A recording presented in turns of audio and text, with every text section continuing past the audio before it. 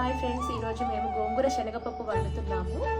దానికి కావాల్సిన ఇంగ్రీడియంట్స్ అండి, కొంచెం పెద్దగా ఈ సైజ్ కట్ చేసుకోవాలి ఆనియన్స్. ఈ పచ్చిమిర్చి అనేటివి ఇలా ఘాట్లు పెట్టుకోవాలండి, బాగుంటుంది కర్రీకి టేస్ట్. నేను గోంగూర కట్టలు 2 తీసుకున్నానండి. అది ఇలా శుభ్రం చేసి ఇలా కుక్కర్లో ఒక 3 విజిల్స్ బాయిల్ చేయాలండి. ఇలా కొన్ని వాటర్ పోసి గోంగూరని 3 విజిల్స్ బాయిల్ చేసుకోవాలి. గోంగూర 3 విజిల్స్ పెట్టుకున్నాం కదండి, ఇలా స్ట్రెయిన్ చేసుకోవాలి. ఇది చల్లారాక మిక్సీ పట్టుకోవాలి. పెట్టాం కదండి ఇంతకుముందు శనగపప్పుని, అది కూడా ఒక 3 విజిల్స్ వరకు ఉడికించుకోవాలి.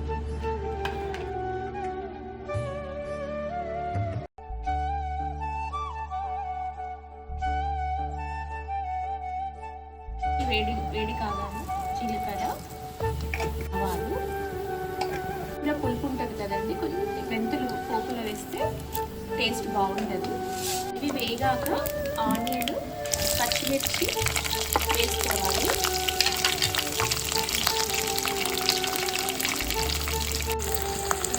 పసుపు, అల్లం వెల్లుల్లి పేస్ట్ వేసి బాగా ఫ్రై చేసుకోవాలి.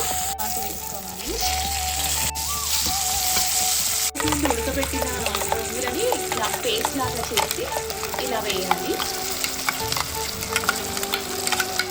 ఆల్రెడీ మనము పచ్చిమిర్చి వేసుకున్నాం కదండి, కొంచెం కారం వేసుకోవాలి, కొంచెం ఉప్పు వేసుకోవాలి, కొంచెం ధనియా పౌడర్. ఉడికించిన గోంగూరలో ఉన్న వాటర్ ఇందులో వేసానండి. పప్పుని ఇలా కొంచెం మీడియం, ఇలా మరీ సాఫ్ట్ కాదు, అలా మీడియంగా ఉడకబెట్టాలి. పెట్టిన శనగపప్పు ఈ గోంగూరలో వేసుకోవాలి. ఇలా శనగపప్పు వేసాక కొంచెం ఇంగు వేసుకోవాలి.